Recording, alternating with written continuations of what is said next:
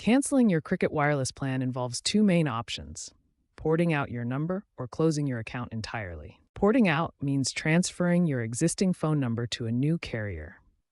This allows you to keep your number and continue service with a different provider. Closing your account completely terminates your Cricket Wireless service, potentially releasing your phone number after 30 to 90 days, as per FCC guidelines. Choose porting out if you want to keep your current number, or choose closing your account if you're discontinuing mobile service altogether. It's important to note that Cricket must approve port-out requests within 24 hours, adhering to FCC regulations, and won't charge extra fees for porting. You can initiate both processes either through the Cricket Wireless app, online portal, or by calling 1-800-CRICKET.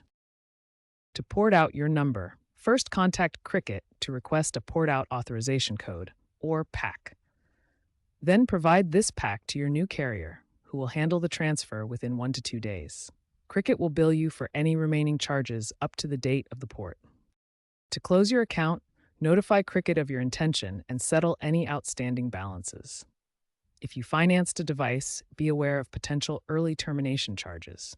If your device is leased, make sure to return it. Once your account is deactivated, you'll receive a final bill. Remember, prepaid plans typically don't have contracts, so cancellations are usually free unless devices are financed. Be sure to review your account details to avoid unexpected fees during the cancellation process.